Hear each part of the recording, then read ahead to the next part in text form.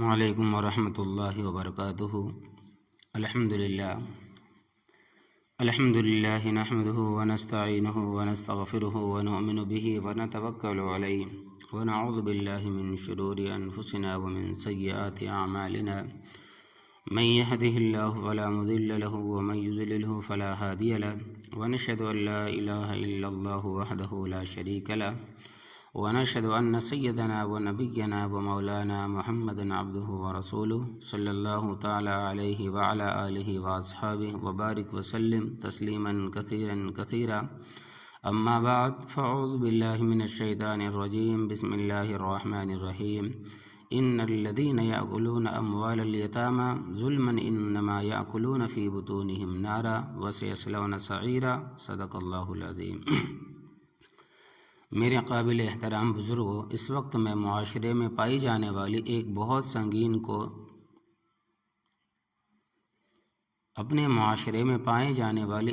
سنگین غلطی اور کوتاہی کی طرف توجہ دلانا چاہتا ہوں، جس کی طرف سے ہمارے پورے معاشرے میں بڑی غفلت پائی جا رہی ہے۔ اچھے خاصے دیندار اور پڑھے لکھے لوگ اس غفلت میں مبتلا نظر آتے ہیں۔ یہ سنگین کوتاہی میراث تقسیم نہ کرنا ہے۔ جس کسی شخص کا انتقال ہو جائے تو انتقال کے فوراً بعد قرآن و حدیث کی روشنی میں مرنے والے کے مال سے ترتیب وار 4 حق وابستہ ہو جاتے ہیں۔ پہلا حق کفن و دفن کا انتظام۔ پہلا حق یہ ہے کہ اس کے مال و جائیداد سے اس کے کفن دفن کے انتظام کے لیے متوسط طور پر خرچ کیا جائے۔ اگر کوئی دوسرا شخص اپنی طرف سے کفن دفن کا انتظام کر دے تو اس کی بھی اجازت ہے۔ دوسرا حق جو مرنے والے کے مال سے وابستہ ہو جاتا ہے وہ ہے ادائے قرض۔ لہذا دوسرے نمبر پر یہ دیکھا جائے کہ مرنے والے نے کتنے قرضے واجب الادا چھوڑے ہیں، پھر مرنے والے کے مال سے ان قرضوں کو ادا کرنا پسماندگان پر واجب ہے۔ ان قرضوں میں بیوی کا مہر بھی داخل ہے، لہذا اگر مرنے والے نے بیوی کا مہر ادا نہیں کیا تھا اور بیوی نے خوش دلی سے معاف بھی نہیں کیا تھا تو پسماندگان کے ذمے اس مہر کا ادا کرنا واجب ہے، اور بیوی کو یہ مہر میراث کے علاوہ ملے گا، اس لیے کہ بیوی کے میراث کے حصے سے مہر کا کوئی تعلق نہیں رہتا۔ لہذا مہر الگ ادا کرنا ضروری ہے اور میراث کا حصہ الگ ادا کرنا ضروری ہے۔ شوہر کے انتقال کے بعد جب اس کا جنازہ گھر سے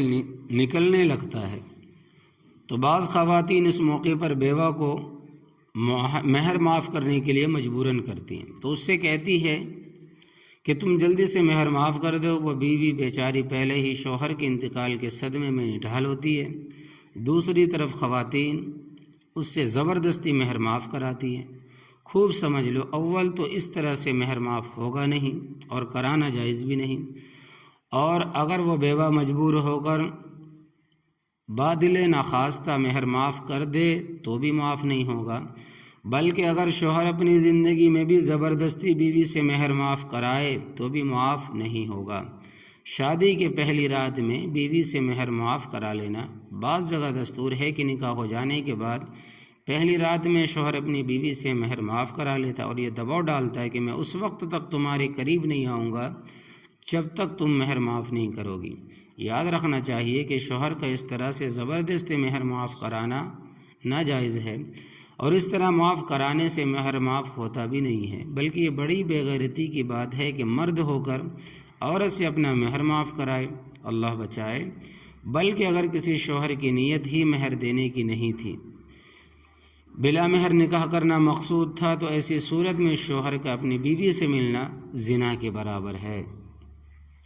بہرحال قرضوں کی ادائیگی میں بیوی کا مہر بھی داخل ہے۔ اگر کسی نے زندگی میں ادا نہیں کیا تو اس کے مال سے کفن و دفن کے اخراجات پورے کرنے کے بعد دوسرے قرضوں کے ساتھ اس کو بھی ادا کیا جائے گا۔ اگر ان قرضوں کی ادائیگی میں اس کا سارا مال جائیداد بھی خرچ کرنا پڑے تب بھی خرچ کر دیا جائے گا۔ پسماندگان کو چاہیے کہ اس میں ذرہ برابر کوتاہی نہ کرے، ورنہ جب تک اس کا قرض باقی رہے گا مرنے والے کی روح جنت میں جانے سے روک دی جائے گی۔ اس لیے یہ قرض حق العبد ہے، اور جب تک بندے کا حق باقی رہے گا وہ آگے نہیں جا سکے گا۔ اس لیے اپنے مرنے والے پر رحم کرنا چاہیے، اور جہاں تک ممکن ہو اس کے قرضوں کی ادائیگی کا پورا اہتمام کرنا چاہیے۔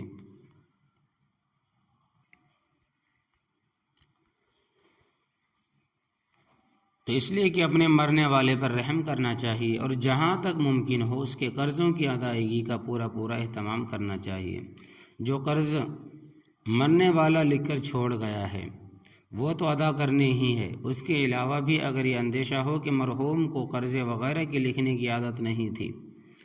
تو صورت میں اس کے احباب سے اور جن لوگوں سے اس کے معاملات ہوتے تھے ان سے معلوم کر لینا چاہیے، اور جو قرضے ثابت ہو جائیں ان کو ادا کرنے کا اہتمام کرنا چاہیے۔ تیسرا حق جو مرنے والے کے مال سے وابستہ ہو جاتا ہے وہ وصیت ہے، لہٰذا یہ دیکھا جائے گا کہ مرنے والے نے کوئی جائز وصیت کی ہے یا نہیں۔ اگر کوئی جائز وصیت کی ہو تو باقی مال و جائیداد کے 1/3 حصے کی حد تک ان وصیتوں کو پورا کیا جائے گا۔ البتہ اگر اس نے کوئی ناجائز وصیت کی ہے تو اس کو پورا کرنا جائز نہیں ہے۔ مثلاً کسی نے یہ وصیت کر دی کہ میرے مرنے کے بعد میرا 40واں کرنا، یا میرے مرنے کے بعد فلاں مزار پر چادر چڑھانا وغیرہ، اس قسم کی ناجائز وصیتوں کو پورا نہیں کیا جائے گا، اور وارثین کے لیے بھی اس کو پورا کرنا جائز نہیں۔ البتہ جو جائز وصیت کی تو اس کو 1/3 حصے تک پورا کیا جائے گا۔ مثلاً اس کی کچھ نمازیں قضا ہو گئی تھی جن کو وہ پورا نہیں کر سکا، اور مرنے سے پہلے اس نے وصیت کر دی میری نمازوں کا فدیہ ادا کر دینا، یا مثلاً روزے کچھ چھوٹ گئے تھے جن کی وہ زندگی میں قضا نہیں کر سکا، اور وصیت کر دی کہ میرے روزوں کا فدیہ ادا کر دینا، یا اس پر حج فرض ہو چکا تھا لیکن زندگی میں وہ حج پر نہیں جا سکا، اور وصیت کر دی کہ میرے مرنے کے بعد میری طرف سے حج بدل کرا دینا، یا مثلاً اس نے وصیت کر دی کہ میرے مرنے کے بعد فلاں مسجد کی تعمیر میں 10,000 روپے میرے مال میں سے لگا دینا، یا فلاں شخص کو یا فلاں دوست کو اتنے پیسے میری طرف سے بطور امداد کے دے دینا، یا اتنے پیسے خیرات کر دینا وغیرہ وغیرہ، یہ سب جائز وصیتیں ہیں۔ لہٰذا ایک سے زائد وصیتیں کی ہو تو اس کے باقی مال کے 1/3 کی حد تک ان کو پورا کرنا واجب ہے۔ اگر ورثہ ان کو پورا نہیں کریں گے تو گنہگار ہوں گے۔ البتہ مرنے والے نے جو وصیت کی ہے اگر وہ 1/3 مال کے ذریعہ پوری نہیں ہوتی تو اس صورت میں وارثین کے ذمے صرف 1/3 حد تک اس وصیت کو نافذ کرنا واجب ہے۔ اس سے زائد کی وصیت نافذ کرنا اور نہ کرنا وارثین کی اختیار میں ہے، اس لیے 2/3 مال میں شرعاً وارثین کا حق ثابت ہو چکا۔ چوتھا حق یہ ہے کہ وصیت نافذ کرنے کے بعد جو 1/3 مال بچے اس کو شریعت کے بتائے ہوئے اصولوں کے مطابق وارثین میں تقسیم کر دیا جائے۔ اس چوتھے حق کے بارے میں آج کل ہمارے معاشرے میں بڑی غفلت پائی جا رہی، اور بہت سے لوگ تو یہ جانتے ہی نہیں کہ مرنے والے کے مال کو وارثین میں تقسیم کرنا چاہیے، اور جو لوگ جانتے ہیں کہ یہ بھی ایک اہم فریضہ ہے لیکن اس کے باوجود ان میں سے بہت سے لوگ اس پر عمل نہیں کرتے، بلکہ جس وارث کے قبضے میں جو مال ہوتا ہے وہی اس کا مالک بن بیٹھتا ہے، جس کی وجہ سے وہ سنگین گناہوں کا مرتکب ہوتا ہے۔ اس غفلت کا اندازہ اس سے لگائیں کہ آج کل روزانہ کثرت سے اموات ہو رہی ہے، مرد بھی مر رہے ہیں، عورتیں بھی انتقال کر رہی ہیں، بچے بھی موت کے آغوش میں آ جا رہے ہیں۔ اس کثرت اموات کا نتیجہ یہ ہونا چاہیے تھا کہ شہر کے اندر جتنے دارالافتاء ہیں ان سب میں تقسیم میراث کے 20 سوالات حل طلب ہوتے، اس لیے ہر مرنے والے کی میراث تقسیم کرنا پسماندگان پر فرض ہے، اور جب تقسیم میراث فرض ہے تو اس کے صحیح اور شرعی طریقوں کے بارے میں معلوم کرنا بھی فرض ہے، لیکن تقسیم میراث کے سوالات کی کوئی کثرت نہیں ہے۔ بہرحال جو ہی کسی شخص کا انتقال ہوتا ہے تو انتقال ہوتے اس کی میراث کا تمام مال اس کی ملکیت سے نکل کر ورثہ کی ملکیت میں داخل ہو جاتا ہے، اور تمام ورثہ اس کے مشترکہ مالک بن جاتے ہیں، حتیٰ کہ سوئی دھاگے میں بھی تمام ورثہ شریک ہو جاتے ہیں۔ اور لہٰذا اگر تمام ورثہ عاقل بالغ ہے وہ سب خوشی سے کسی شخص کو مرنے والے کے سامان کے استعمال کی اجازت دیں تب تو اس سامان کو استعمال کرنا جائز ہے، لیکن اگر کوئی وارث استعمال کرنے کی اجازت نہیں دیتا بلکہ وہ مال کو تقسیم کروانا چاہتا ہے، یا کوئی وارث موجود نہیں ہے بلکہ غائب ہے، جس کی وجہ سے اس کی رضامندی کا ہمیں علم نہیں، یا کوئی وارث نابالغ ہے جس کی رضامندی کا اعتبار نہیں، ان تمام صورتوں میں مرنے والے کے مال کو کسی بھی شخص کے لیے، یہاں تک کہ کسی وارث کے لیے بھی، میت کے مال کو اپنے استعمال میں لانا بالکل ناجائز اور حرام ہے۔ ایک مرتبہ حضرت امام اعظم ابو حنیفہ رحمۃ اللہ علیہ کسی بیمار کی عیادت کے لیے تشریف لے گئے، اس کی عیادت کی، اور ابھی آپ وہیں بیٹھے تھے کہ آپ کی موجودگی میں اس مریض پر نزع کی کیفیت طاری ہو گئی۔ یہ حالت دیکھ کر آپ نے واپس جانے کا ارادہ ملتوی کر دیا۔ اب یہ سوچا کہ یہ شخص اب تھوڑی دیر کا مہمان ہے، اس لیے اب اس کے پاس ہی بیٹھے رہنا چاہیے۔ اس مریض کے قریب ایک چراغ جل رہا تھا۔ تھوڑی دیر کے بعد اس شخص کا انتقال ہو گیا، اور جیسے اس کا انتقال ہوا، حضرت امام اعظم ابو حنیفہ رحمۃ اللہ علیہ نے وہ چراغ بجھا دیا۔ دوسرے لوگوں نے کہا کہ حضرت آپ نے چراغ بجھا دیا، حالانکہ اس وقت تو روشنی کی ضرورت تھی۔ آپ نے جواب میں فرمایا کہ یہی وقت اس چراغ کے بجھانے کا تھا، اس لیے کہ جب تک یہ شخص زندہ تھا یہ چراغ اس کی ملکیت تھا، اور اب آپ اس کے انتقال کے بعد یہ چراغ اس کے وارثوں کی ملکیت میں چلا گیا، اب وارثوں کی اجازت کے بغیر اس کا استعمال کرنا ہمارے لیے جائز نہیں، اس لیے میں نے یہ چراغ بجھا دیا۔ تو اس واقعے سے امام صاحب کی احتیاط اور تقوی کا اندازہ لگایا جا سکتا ہے۔ ہماری بد احتیاطی، دوسری طرف ہماری بد احتیاطی دیکھیے کہ مرنے والے کے انتقال کے بعد کس طرح ہم بے باکی سے اس کے مال پر ناحق قابض ہو کر اس میں بے جا تصرف کرنا شروع کر دیتے، اور اس کو ورثہ تک نہیں پہنچاتے، اور ان کو ان کا حق نہیں دیتے، بلکہ جس کے قبضے میں جو مال آ جاتا ہے وہ اس کا مالک بن جاتا ہے اور اس کو جس طرح چاہتا ہے استعمال کرتا ہے۔ یہ عمل بالکل ناجائز اور حرام ہے، اور وارثوں کو ان کا حق نہ پہنچانا ظلم عظیم ہے۔ اگر دنیا میں نہیں دیا تو آخرت میں تو دینا پڑے گا۔ ہمارے حضرت مفتی صاحب رحمۃ اللہ علیہ نے ایک جگہ تحریر فرمایا کہ میراث تقسیم نہ کرنے کے نتیجے میں انسان 3 طرح سے ظلم کا ارتکاب کرتا ہے۔ پہلا ظلم یہ کہ یہ مال میراث اللہ تبارک و تعالیٰ کی طرف سے بندے کے لیے ایک انعام ہوتا ہے جو پسماندگان کو بلا مشقت اور بغیر محنت کے حاصل ہو جاتا ہے، لہٰذا یہ مال اللہ تبارک و تعالیٰ کی طرف سے شاہی تحفہ ہے، لہٰذا پسماندگان پر یہ فرض تھا کہ اس شاہی انعام کو اس کے حقداروں تک پہنچاتے، اور جب انہوں نے حقداروں تک نہیں پہنچایا اور غصب کر کے بیٹھ گیا تو اس میں تصرف شروع کر دیا، تو انہوں نے اس انعام میں خیانت کی، اور یہ خیانت ظلم عظیم ہے۔ ایک ظلم تو یہ ہوا۔ دوسرا ظلم یہ ہے کہ یہ مال میراث ہمارے بھائی کا حق تھا جو ہم نے مار لیا، اس لیے کہ جب باپ کا انتقال ہو جاتا ہے تو سارے بہن بھائی باپ کے مال میں شریک ہو جاتے، اور مرنے والے کی بیوی بھی اس میں حصہ دار بن جاتی ہے، اور جب ہم وہ مال دبا کر بیٹھ گئے، ان کا حق مار لیا، تو ظاہر ہے دوسرے کا بھی حق مارنا ظلم ہے۔ اور جیسے دوسرے کی زمین چھین لینا یا کسی کا روپیہ چھین لینا ظلم ہے، اسی طرح کسی کا حصہ میراث غصب کر لینا، ڈبا دینا، ہڑپ لینا اور حقدار کو نہ پہنچانا بھی ظلم ہے۔ تیسرا ظلم ہے ورثہ کو حق نہ دینے کا۔ یہ ظلم کئی پشتوں تک چلتا ہے، اس لیے کہ جب تقسیم کرنے کا رواج ہی نہیں، اور باپ کے مرنے کے بعد بیٹوں نے میراث تقسیم نہیں کی، اور بیٹوں کے مرنے کے بعد پوتوں نے میراث تقسیم نہیں کی، اور پھر بغیر تقسیم کی یہ سلسلہ آگے چلتا رہتا ہے، اس کے نتیجے میں سارا وبال اور عذاب پہلے نمبر کے پسماندگان پر آئے گا، جنہوں نے اپنے باپ کی میراث شریعت کے مطابق نہیں بانٹی، نہیں تقسیم کی۔ اس لیے جن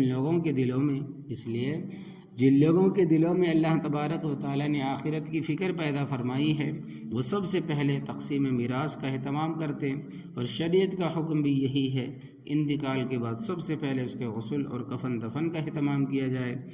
اور اس کے قرضوں کو ادا کیا جائے، اس کے بعد اس کی وصیتوں کو 1/3 مال کی حد تک پورا کیا جائے۔ اس کے بعد جب سب سے اہم ترین فریضہ یہ ہے کہ اس کی میراث تقسیم کی جائے، اور جتنی جلدی مرنے والے کی میراث کو تقسیم کر دیا جائے گا اتنی جلدی انسان کو عافیت مل جائے گی، اور میراث کی تقسیم میں جتنی دیر ہوگی اتنی ہی اس میں الجھنیں دشواریاں پیدا ہوتی چلی جائیں گی، یہاں تک کہ بھائی کا گلا کاٹنے کے لیے تیار ہو جائے گا۔ وجہ یہ ہے کہ جب کسی کا انتقال ہوتا ہے اس وقت تمام پسماندگان کے دل نرم ہوتے ہیں،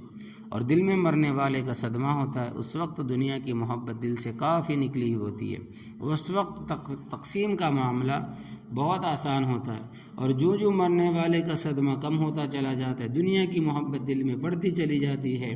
جس کے نتیجے میں تقسیم میراث کا مسئلہ پیچیدہ اور مشکل ہوتا چلا جاتا ہے، ہر شخص اپنی منمانی کرنے لگتا ہے۔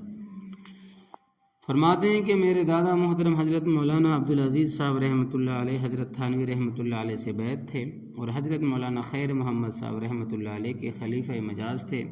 حضرت تھانوی رحمۃ اللہ علیہ کی تعلیم اور تربیت میں خاص طور پر یہ بات نمایاں تھی کہ ان کے ہاں حقوق العباد ادا کرنے اور کروانے کا بہت ہی زیادہ اہتمام تھا، اور اس کی بہت زیادہ تاکید فرمایا کرتے تھے، بلکہ یوں کہنا چاہیے حقوق العباد کی ادائیگی میں اہتمام حضرت تھانوی رحمۃ اللہ علیہ کی خصوصیات میں سے ہے،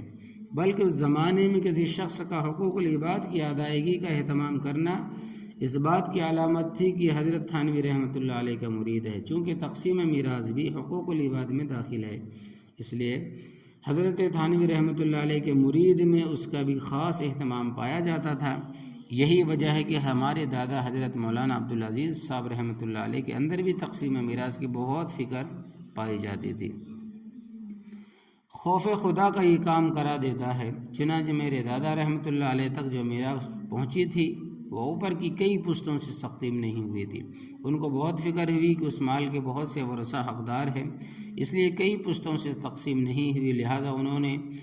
دور دور کے ورثہ تلاش کر کے، یعنی وارثوں کو تلاش کر کے ان سب کے حصے علیحدہ علیحدہ کیے، ہر ایک کے نام کے لفافے بنائے اور لفافوں میں حصوں کو رکھا، اور زمانے کے لحاظ سے کسی لفافے میں 2 آنے رکھے، کسی میں 4 آنے، کسی میں 8 آنے رکھے، کسی میں 1 روپیہ، کسی میں 2 روپے رکھے، اور پھر وارثوں کو تلاش کر کے ان تک ان کا حصہ پہنچایا۔ یعنی وہ زمانے کی بات ہے، تقریباً اب سے 100 سال پہلے کی بات۔ اب ظاہر ہے کہ 2 آنے 4 آنے پہنچانے کا عمل کتنا مشکل ہوگا، لیکن یہ وہی شخص کر سکتا ہے جس کے دل میں خوف خدا ہو۔ یا ہم لاکھوں روپے بھی کھا کر بیٹھ جائیں تو کوئی پرواہ نہیں، لیکن وہاں 2 آنے پہنچانے کی فکر ہو رہی تھی۔ اگر خوف خدا ہو تو 2 آنے پہنچانا بھی آسان، اور اگر خوف خدا نہ ہو تو لاکھوں روپے بھی کھا جائے تو کوئی پرواہ نہیں۔ میرے دادا رحمۃ اللہ علیہ کا یہ بھی معمول تھا کہ جب برادری میں کسی شخص کا انتقال ہو جاتا تو آپ اس کو دفنانے کے بغیر، حضرت عبدالرؤف صاحب رحمۃ اللہ علیہ فرماتے ہیں کہ میرے دادا جب میری برادری میں کسی شخص کا انتقال ہو جاتا تو آپ اس کو دفنانے کے بعد قبرستان سے سیدھے میت کے گھر تشریف لے جاتے اور دروازے کے باہر بیٹھ جاتے۔ غربت کا زمانہ تھا، لوگوں کے پاس بہت زیادہ دولت نہیں ہوتی تھی، گھر والوں سے کہتے کہ مرنے والے نے جو کچھ مال چھوڑا ہے وہ باہر لے آؤ، میں اس کو وارثین میں تقسیم کر دوں۔ چنانچہ گھر والے اس کا جو کچھ مال ہوتا وہ باہر بھیجتے، اور حضرت دادا جان مرحوم اسی وقت وہیں بیٹھے بیٹھے میراث تقسیم فرما کر اپنے گھر تشریف لے جاتے۔ اور اصل طریقہ بھی یہی ہے کہ تجہیز و تکفین اور تدفین کے بعد پہلا کام یہ ہو کہ جتنی جلدی ہو سکے مرنے والے کی میراث تقسیم کر دی جائے، اس میں تاخیر نہ کی جائے۔ خدا نہ خواستہ اگر ذہن میں یہ ہے کہ ہم میراث تقسیم ہی نہیں کریں گے تو یہ بڑے ظلم کی بات ہے۔ ایک حدیث میں حضور اقدس صلی اللہ علیہ وسلم نے ارشاد فرمایا کہ جس شخص نے کسی وارث کو میراث سے محروم کر دیا، اللہ تبارک و تعالیٰ تو اس کو جنت میں اس کے حصے سے محروم کر دیں گے۔ لہذا کسی وارث کا حق مارنا بڑے وبال اور عذاب کی چیز ہے۔ ایک اور حدیث میں حضور اقدس صلی اللہ علیہ وسلم نے ارشاد فرمایا کہ سنو، تم کسی پر ظلم نہ کرو، خبردار کسی مسلمان کا مال اس کی خوش دلی کے بغیر حلال نہیں ہے، یعنی ناحق کسی مسلمان کا مال مت کھاؤ۔ مرنے والے کے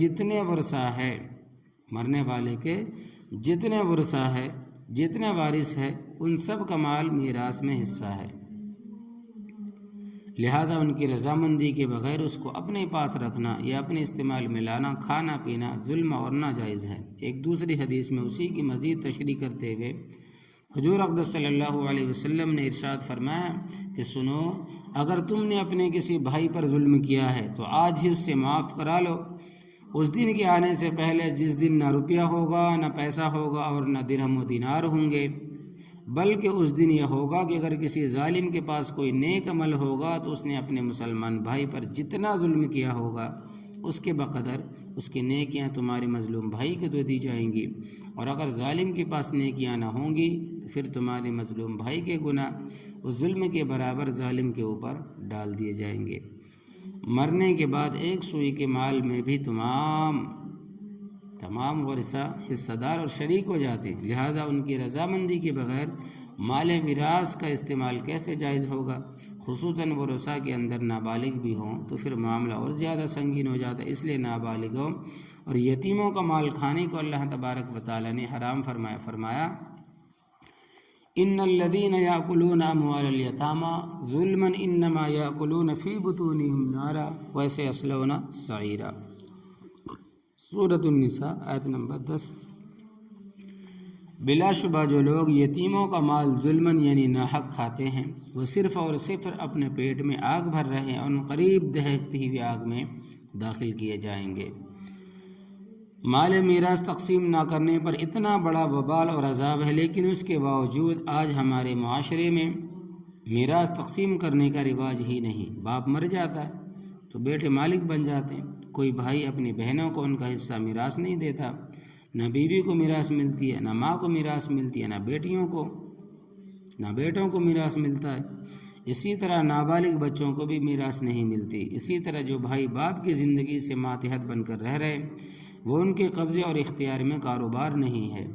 ان کو بھی میراث نہیں ملتی۔ اور عام طور پر ایسے بھائی فتویٰ لینے کے لیے آتے ہیں جن کے قبضے میں کاروبار نہیں ہوتا، اور جو بھائی کاروبار پر قابض ہوتے ہیں اور باپ کے کاروبار کے منتظم اور چلانے والے ہوتے ہیں، اس فتوے کو دیکھ کر انکار کر دیتے ہیں اور کہتے ہیں کہ ہمیں اس فتوے کی کوئی ضرورت نہیں، ہم اس کو نہیں مانتے۔ یہ وہ ظلم ہے جو آج ہمارے معاشرے میں نہ جانے کب سے چل رہا ہے۔ ایک عبرتناک واقعہ آپ سنیں کہ ایک بزرگ نے بڑی عبرت کا واقعہ سنایا کہ ان کے زمانے میں ایک بہت بڑے عالم تھے۔ جب ان کا انتقال ہو گیا تو انتقال کے بعد ان کے کسی شاگرد نے ان کو خواب میں دیکھا کہ عالم برہنہ جسم کے ساتھ ایک چٹیل میدان میں دوپہر کی سخت گرمی سے بے چین ہو کر اور پریشان ہو کر ادھر سے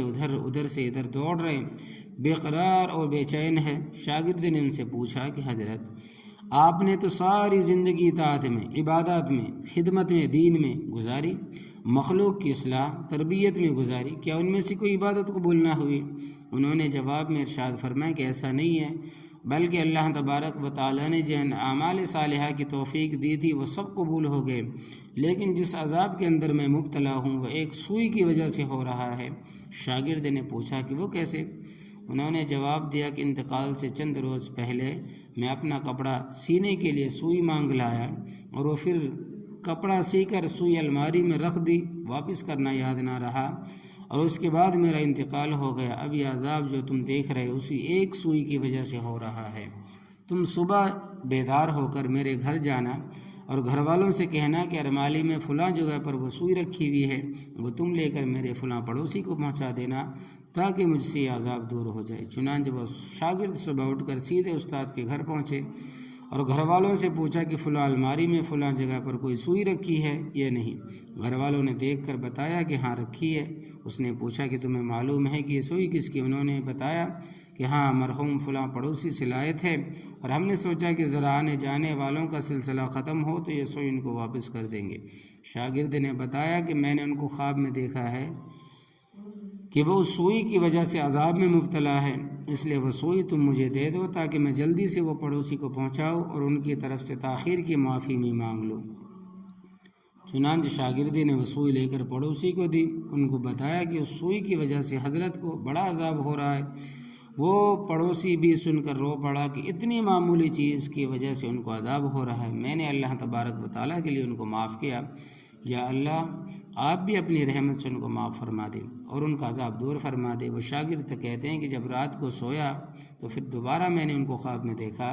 لیکن اب منظر بدلا ہوا تھا۔ اب حضرت ایک خوبصورت اور سر سبز شاداب باغ کے بیچوں بیچ میں ایک مسری پر آرام فرما رہے تھے، چاروں طرف حشم خدم یعنی نوکر چاکر موجود ہے، پھلوں اور پھولوں کے درخت لگے ہوئے ہیں، ٹھنڈی ٹھنڈی ہوائیں چل رہی۔ میں نے قریب جا کر ان کو سلام کیا اور پوچھا کہ اب کیا حال ہے؟ انہوں نے جواب میں فرمایا کہ جس وقت تم نے پڑوسی کو سوئی پہنچائی اور اس نے یہ کہا کہ میں اللہ کے لیے معاف کرتا ہوں، بس اسی لمحے میرا وہ عذاب ٹل گیا، اور جو نعمتیں تم دیکھ رہے ہو اللہ تبارک و تعالیٰ نے اپنے رحم و کرم سے اپنے دین کی خدمت کی جو توفیق عطا فرمائی تھی، یہ اسی کا بدلہ ہے۔ دو صحابہ کرام کا ایک عجیب معاہدہ بہرحال یاد رکھنا چاہیے کہ اگر خدا نخواستہ کسی بندے کا حق ہم پر واجب رہ گیا تو پہلے اس کی سزا بھگتنی پڑے گی۔ اس بارے میں ایک صحابی کا قصہ بھی سن لیتے جائیے جو احادیث میں موجود ہے۔ وہ یہ ہے کہ دو صحابی تھے، ایک حضرت عوف ابن مالک رضی اللہ تعالیٰ عنہ اور ایک حضرت صعب ابن حسامہ رضی اللہ تعالیٰ عنہ۔ یہ دونوں صحابی آپس میں گہرے دوست تھے۔ ایک مرتبہ حضرت صعب رضی اللہ تعالیٰ عنہ اپنے دوست حضرت عوف ابن مالک رضی اللہ تعالیٰ عنہ سے فرمانے لگے کہ تم مجھ سے ایک معاہدہ کرو۔ انہوں نے پوچھا کیا معاہدہ؟ انہوں نے فرمایا کہ معاہدہ کرو کہ ہم میں سے جس شخص کا پہلے انتقال ہو جائے وہ خواب میں دوسرے سے ضرور ملاقات کرے۔ تو حضرت عوف ابن مالک رضی اللہ تعالیٰ عنہ نے پوچھا کہ ایسا ممکن بھی ہے؟ انہوں نے جواب دیا کہ ہاں ممکن ہے۔ حضرت عوف ابن مالک نے فرمایا کہ اگر ممکن ہے تو پھر ٹھیک ہے، چنانچہ یہ معاہدہ ہو گیا۔ خدا کی شان 10 دینار کی وجہ سے عذاب۔ خدا کی شان پہلے حضرت صعب رضی اللہ تعالیٰ عنہ کو انتقال ہو گیا جو خود معاہدہ کرنے والے تھے۔ انتقال کے بعد پہلے ہی رات خواب میں حضرت عوف ابن مالک رضی اللہ تعالیٰ عنہ کے پاس ملاقات کے لیے تشریف لائے۔ حضرت عوف ابن مالک رضی اللہ تعالیٰ عنہ نے سے پوچھا بتاؤ کیسی گزری؟ اللہ تبارک و تعالیٰ کے سامنے کیسی پیشی ہوئی؟ حضرت صعب رضی اللہ تعالیٰ عنہ نے جواب دیا کہ بڑی مشکل اور بڑی دشواری کے بعد اب نجات ہوئی ہے۔ بات کرتے کرتے حضرت عوف ابن مالک رضی اللہ تعالیٰ عنہ نے دیکھا کہ ان کی گردن پر جلنے کا سیاہ داغ لگا ہوا ہے۔ انہوں نے حضرت صعب رضی اللہ تعالیٰ عنہ سے پوچھا کہ یہ جلے ہوئے کا داغ کیسا ہے؟ حضرت صعب رضی اللہ تعالیٰ عنہ نے بتایا کہ دراصل میں نے ایک ضرورت کے لیے ایک یہودی سے 10 دینار قرض لیے تھے اور وہ قرض میں بھی ادا نہیں کر سکا تھا کہ میرا انتقال ہو گیا۔ ان 10 دیناروں کے ادا نہ کرنے کی وجہ سے وہ دینار مجھے داغے گئے۔ یہ سیاہ داغ جو تم دیکھ رہے ہو یہ اس کے داغ جانے کا نشان ہے، اس کے داغے جانے کا نشان ہے۔ وہ 10 دینار اب بھی میرے گھر میں میرے ترکش کے اندر رکھے ہوئے ہیں۔ تم صبح سویرے میں گھر جا کر گھر والوں سے ترکش لینا اور اس میں سے 10 دینار نکال کر فلاں شخص کو ادا کر دینا تاکہ میری تکلیف ختم ہو جائے۔ اسی طرح حضرت عوف ابن مالک رضی اللہ تعالیٰ عنہ نے یہ بھی دیکھا کہ حضرت صعب رضی اللہ تعالیٰ عنہ کے ہاتھوں کی انگلیوں پر کپڑا لپٹا ہوا ہے اور اسے معلوم ہو رہا ہے کہ وہ انگلیاں اندر سے بہت زیادہ زخمی ہے۔ انہوں نے پوچھا کہ آپ کی انگلیوں میں کیا ہو گیا؟ انہوں نے جواب دیا کہ جس تکلیف میں انتقال ہوا وہ تکلیف اتنی شدید تھی کہ اس کی شدت کی وجہ سے میں نے اپنی انگلیاں چبا لی تھی، اور اس کے بعد جب اللہ تبارک و تعالیٰ کے سامنے پیشی ہوئی تو اللہ تبارک و تعالیٰ نے فرمایا کہ جس چیز کو تم نے خود بگاڑا ہے ہم اس کو درست نہیں کریں گے۔ میں نے اس کو اس لیے چھپایا ہے کہ اگر آپ اس کو دیکھیں گے تو آپ کو بھی تکلیف ہوگی۔ حضور صلی اللہ علیہ وسلم کی دعا کی برکت۔ حضرت عوف ابن مالک رضی اللہ تعالیٰ عنہ فرماتے ہیں کہ صبح اٹھ کر سب سے پہلے میں ان کے گھر گیا، ان سے ترکش مانگا تو اس میں واقعی 10 دینار رکھے ہوئے تھے اور غالباً وہ دینار استعمال بھی نہیں آئے تھے۔ میں نے جا کر ان کا یہ فرض ادا کر دیا اور اس کے بعد میں نبی کریم صلی اللہ علیہ وسلم کی خدمت میں حاضر ہوا تو خواب کا سارا واقعہ نبی کریم صلی اللہ علیہ وسلم کے سامنے بیان کیا اور بتایا کہ میں نے ان کا قرض تو ادا کر دیا لیکن ان کو انگلیوں کی تکلیف بہت شدید ہے جو مجھ سے دیکھی نہیں گئی، اس کے لیے آپ دعا فرمائیں۔ چنانچہ نبی کریم صلی اللہ علیہ وسلم نے اپنے دست مبارک اٹھائے اور ان کے لیے دعا کی کہ یا اللہ ان کو معاف فرما۔ دوسری رات جب میں سویا تو حضرت صعب رضی اللہ تعالیٰ عنہ پھر خواب میں آئے اور اب ان کی گردن کا داغ بھی دور ہو چکا تھا، ان کی انگلیاں بھی ٹھیک ہو چکی تھی۔ جہیز دینے سے بیٹیوں کا حصہ میراث ختم نہیں ہوتا۔ یہ 2 واقعات آپ نے سنے۔ پہلا واقعہ ایک بہت بڑے بزرگ کا تھا اور دوسرا واقعہ ایک صحابی کا تھا۔ ان بزرگ کو ایک سوئی کی وجہ سے عذاب ہو رہا تھا اور ان صحابی کو صرف 10 دینار کی وجہ سے عذاب ہو رہا تھا۔ میرے عزیزو، ماں اور بہنوں، اگر ہم میراث تقسیم نہ کرنے کا گناہ کا ارتکاب کریں گے تو پھر کس قدر شدید عذاب میں مبتلا ہونے کا اندیشہ ہے۔ بہت سے لوگ اتنا تو کر لیتے ہیں کہ بیٹوں کو میراث دے دی، لیکن یہ کتنا بڑا ظلم عظیم ہمارے معاشرے میں ہو رہا ہے کہ بہنوں کو بیٹیوں کو میراث سے محروم کر دیتے ہیں۔ اول تو بہنیں میراث کا مطالبہ ہی نہیں کرتی، اگر مطالبہ کرتی ہے تو بھائی یہ کہہ دیتے ہیں کہ والد صاحب نے تمہاری شادی کے موقع پر جو تمہارا جہیز تیار کر کے دیا تھا اس کے ذریعے تمہارا حق ادا ہو گیا۔ یاد رکھیے یہ جواب بالکل غلط ہے، اس لیے کہ زندگی میں باپ اپنی اولاد کو جو کچھ دیتا ہے وہ ہدیہ اور تحفہ ہے، اس کا میراث سے کوئی تعلق نہیں، اس لیے کہ میراث تو وہ مال ہے جو انسان مرتے وقت چھوڑ کر جاتا ہے، اور اس میں سارے ورثہ اپنے اپنے حصے کے مطابق حقدار ہوتے ہیں۔ زندگی میں کسی وارث کو کچھ مال دینے سے آدمی اس کی میراث سے محروم نہیں ہوتا اور میراث سے اس کا حصہ ختم نہیں ہوتا۔ اب دیکھیں کہ اللہ بچائے بعض بھائی اپنے بہنوں کو جب اپنا حصہ میراث مانگنے لگتی ہے تو یہ ایذا دینے والا، یہ تکلیف دینے والا جواب دیتے ہیں کہ یہ بتاؤ بھائی، کیا کہتے ہیں کہ یہ بتاؤ بھائی چاہیے یا مال چاہیے؟ مطلب یہ ہوتا ہے کہ اگر تم اپنی میراث کا حصہ مانگتی ہو تو ہمیشہ کے لیے ہمارا اور تمہارا رشتہ ختم، اب ہم تمہیں نہ کبھی بلائیں گے نہ کبھی کھلائیں گے۔ اللہ اکبر کبیرہ، اللہ حفاظت فرمائے۔ اور نہ تمہارے پاس آئیں گے، نہ تمہارے مرنے میں شریک ہوں گے نہ جینے میں، لیکن اگر تم اپنا حصہ میراث چھوڑتی ہو تو ہم تمہارے بھائی ہیں، تمہیں ہر موقع پر پوچھیں گے، تمہاری غمی اور خوشی میں بھی شریک ہوں گے۔ اس طرح بہنوں اور بیٹیوں پر یہ ظلم عظیم روا رکھا جا رہا ہے۔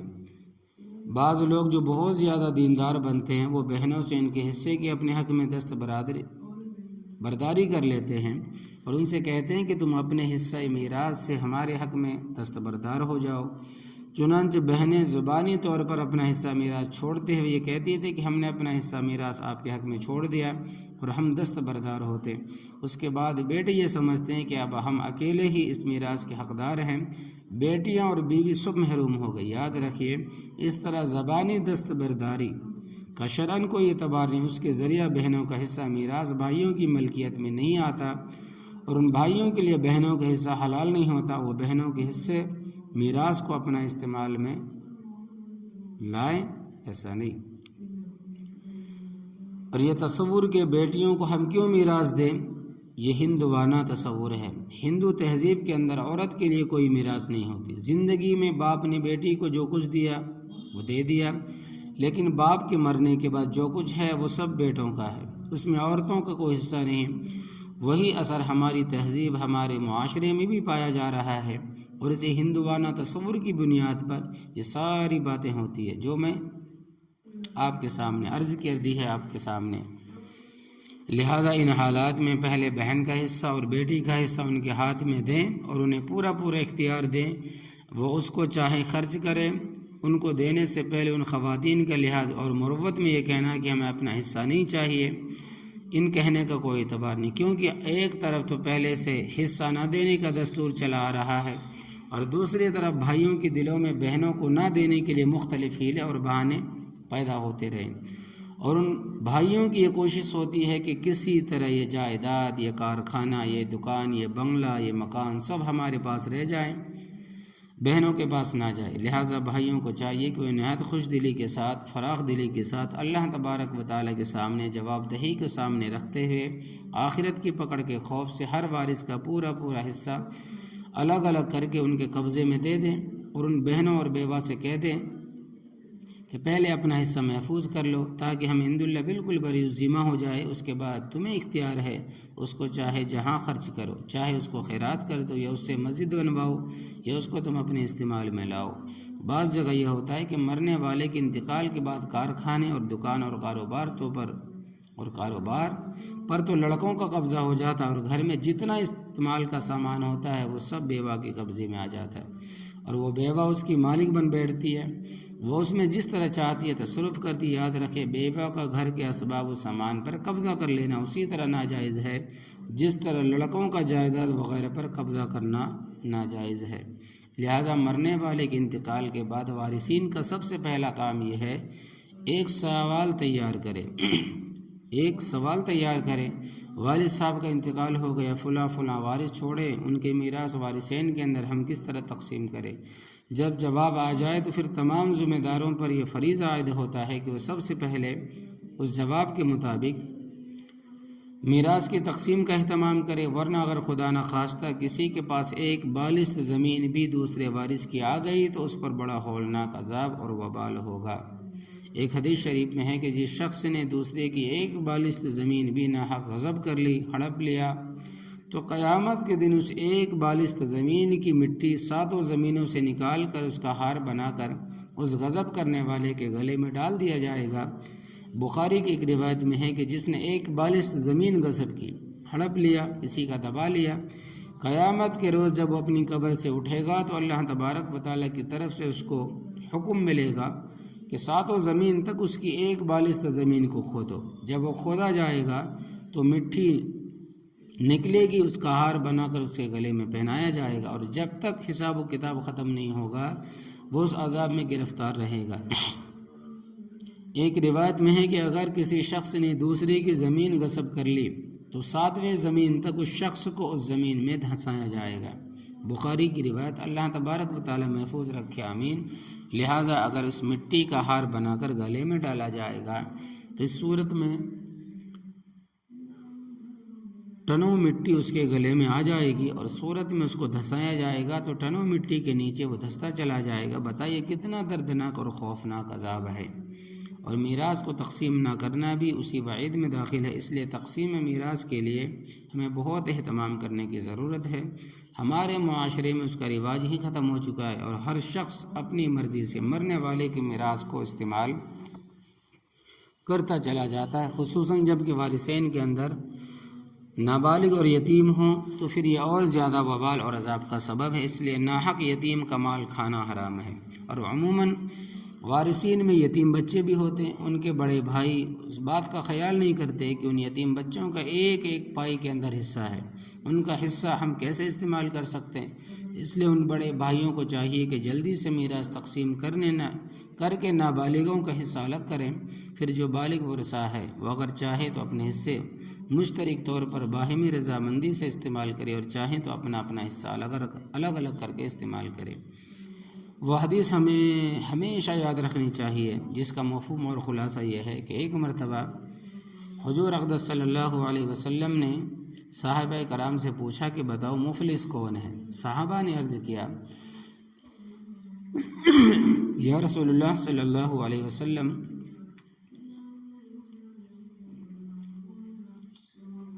ہم اس شخص کو مفلس کہتے ہیں جس کے پاس پیسہ نہ ہو، جائیداد نہ ہو، زمین نہ ہو، غریب ہو۔ حضور اقدس صلی اللہ علیہ وسلم نے فرمایا کہ حقیقی مفلس یہ نہیں، حقیقی مفلس وہ شخص ہے جو اللہ تبارک و تعالیٰ کی بارگاہ میں اس حالت میں حاضر ہوگا کہ اس کے پاس نیکیوں کے پہاڑ ہوں گے، اس نے بہت ساری نمازیں پڑھی ہوں گی، ذکر اور تسبیحات پڑھی ہوں گی، صدقہ خیرات کیا ہوگا، لیکن جب وہ اللہ تبارک و تعالیٰ کی بارگاہ میں پہنچے گا تو دوسری طرف سے وہ اہل حقوق حاضر ہو جائیں گے جن کے اس نے حقوق غصب کیے ہوں گے، کسی کو گالی دی ہوگی، کسی کو مارا ہوگا، کسی کو ستایا ہوگا، کسی کو تکلیف پہنچائی ہوگی۔ اس طرح تمام اہل حقوق آ کر اللہ تبارک و تعالیٰ سے عرض کریں گے کہ یا اللہ اس شخص کی طرف ہمارا یہ حق نکلتا ہے، ہمارا یہ حق نکلتا ہے، اور وہاں آخرت میں روپے پیسے چلیں گے نہیں، وہاں تو نیکیوں کا سکہ چلے گا اور حقوق کی ادائیگی نیکیوں کے ذریعے ہوگی۔ چنانچہ اللہ تبارک و تعالیٰ ان اصحاب حقوق کے درمیان اس شخص کی نیکیاں تقسیم کرنا شروع کر دیں گے، حتیٰ کہ نیکیوں کے پہاڑ ختم ہو جائیں گے مگر اہل حقوق پھر بھی باقی رہ جائیں گے۔ پھر دوسرے مرحلے پر یہ کیا جائے گا کہ اصحاب حقوق گناہ لے کر اس شخص پر ڈالے جائیں گے، اصحاب حقوق کے گناہ لے کر اس شخص پر ڈالے جائیں گے، پھر ان گناہوں کے بوجھ کے ساتھ اس کو جہنم میں ڈالا جائے گا۔ یہ مسلم کی روایت ہے، جب آیا تھا تو جنت میں جانے کا یقین لے کر آیا تھا، لیکن اب وہ جہنم کا رخ کیے ہوئے ہوگا۔ آپ نے فرمایا کہ اصل مفلس یہ ہے، کہیں ایسا نہ ہو کہ ہم نے میراث تقسیم نہ کر کے کتنے رشتہ داروں عزیزوں کے حقوق اپنے ذمے لے رکھے ہوں، اور اللہ تبارک و تعالیٰ ان حقوق کی ادائیگی ہم سے دنیا کے اندر ہی کرا دے، آمین۔ ہر بندے کے 3 رجسٹر۔ حضرت عائشہ رضی اللہ تعالیٰ عنہ سے روایت ہے کہ نبی کریم صلی اللہ علیہ وسلم نے ارشاد فرمایا کہ اللہ تبارک و تعالیٰ کے پاس ہر بندے کے 3 رجسٹر ہے۔ ایک رجسٹر کے بارے میں تو اللہ تبارک و تعالیٰ کو کوئی پرواہ نہیں، دوسرے رجسٹر میں جو کچھ درج ہوگا اللہ تبارک و تعالیٰ اس کو کبھی معاف نہیں فرمائیں گے، تیسرے رجسٹر میں جو کچھ درج ہوگا اللہ تبارک و تعالیٰ اس کا پورا بدلہ دلوائیں گے۔ پھر آپ نے وضاحت کرتے ہوئے فرمایا کہ پہلا رجسٹر جس کے بارے میں اللہ تبارک و تعالیٰ کو کوئی پرواہ نہیں، وہ ہے جس میں وہ حق تلفیاں لکھی ہوئی ہوں گی جو حقوق اللہ سے متعلق ہوں گی، جیسے نماز، روزہ، زکوٰۃ وغیرہ میں کوتاہی کی ہوگی تو وہ سب اس میں درج ہوں گی۔ یہ ان کوتاہیوں کو اگر اللہ تبارک و تعالیٰ چاہیں گے تو اپنی رحمت سے معاف فرما دیں گے، اور اگر چاہیں گے تو پکڑ فرما لیں گے۔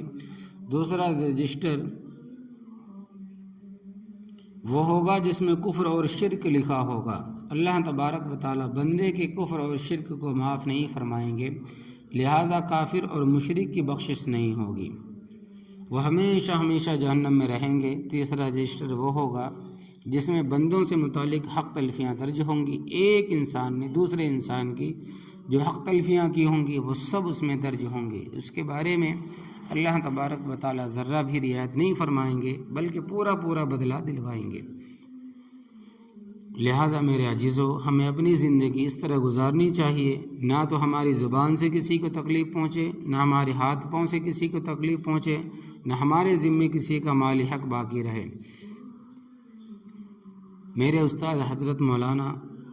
سبحان محمود صاحب دامت برکاتہم سنایا کرتے ہیں کہ قیامت کے دن اگر ایک چونی بھی کسی کے ذمے نکل رہی ہوگی